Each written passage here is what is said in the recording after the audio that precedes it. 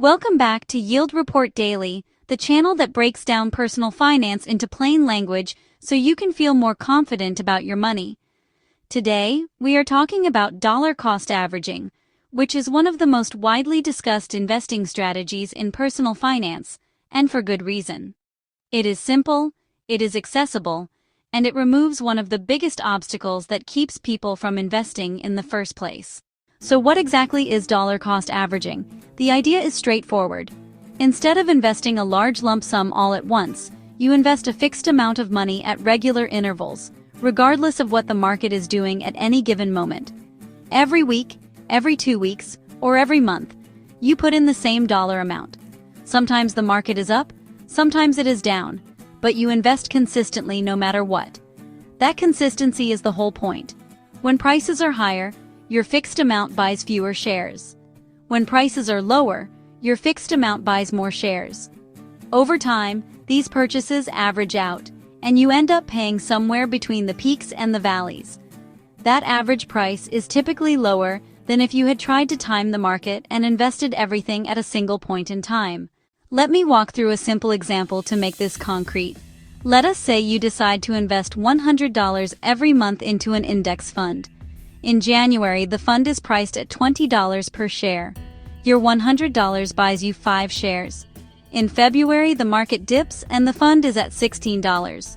Your $100 now buys you 6.25 shares. In March, the market recovers and the fund is at $25. Your $100 buys you 4 shares. After 3 months, you have invested $300 and you own 15.25 shares. Your average cost per share works out to roughly $19.67, even though the price ranged from $16 to $25 during that period. Now compare that to someone who tried to time the market. They waited and invested all $300 in January at $20 per share. They own 15 shares. The dollar cost averaging investor owns 15.25 shares for the same total investment. That gap seems small, but stretched across years and decades, this compounding effect becomes very significant. The reason dollar cost averaging is so widely recommended as a starting point for new investors is that it solves a psychological problem.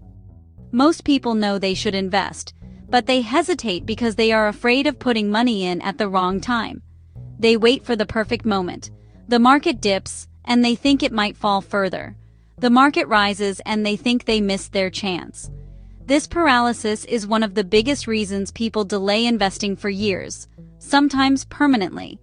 Dollar cost averaging sidesteps this problem entirely. Because you are not trying to predict what the market will do, you never have to make a call on timing. You just invest on a schedule. The discipline of investing regularly, over a long period of time, is what does the heavy lifting. There is also a practical reason why dollar cost averaging works well for most people in the real world. Most of us do not have a large lump sum sitting around waiting to be invested. We earn a paycheck, we cover our expenses, and we have a certain amount left over each month. Dollar cost averaging matches that reality. You invest what you can, when you can, and you do it consistently. Now there is a nuance worth understanding here. From a purely mathematical standpoint, if you have a large lump sum available, research suggests that investing it all at once tends to produce higher returns more often than not, because markets generally trend upward over time. The longer your money is in the market, the more it has an opportunity to grow. Sitting on cash while you spread purchases out over time means some of that money is not working for you. However, most personal finance educators are quick to point out that the mathematically optimal strategy is not always the psychologically achievable one. If investing a large sum all at once would cause you so much anxiety that you second-guess the decision and pull out when the market dips, that is a worse outcome than dollar cost averaging your way in more gradually. Investing in a way that you will actually stick with is more important than optimizing for theoretical maximum returns. Dollar cost averaging is also the default approach for most retirement accounts. When you contribute to a 401k from each paycheck, you are already practicing dollar cost averaging without thinking about it. Money comes out of each paycheck, goes into the account, and is invested regardless of market conditions. This automatic, consistent approach is one of the core reasons retirement accounts are so effective as long-term savings vehicles. The same principle applies if you set up automatic investments into a Roth IRA or a brokerage account.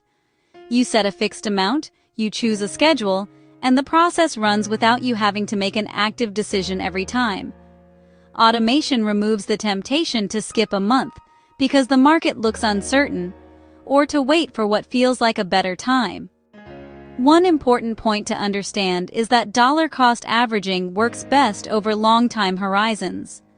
This strategy is built around the idea that markets, despite short-term volatility, tend to grow over periods of 10, 20, or 30 years.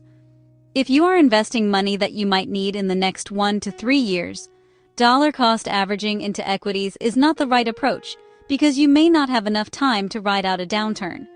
Dollar-cost averaging is a long-term strategy for long-term money. What should you actually invest in using dollar-cost averaging?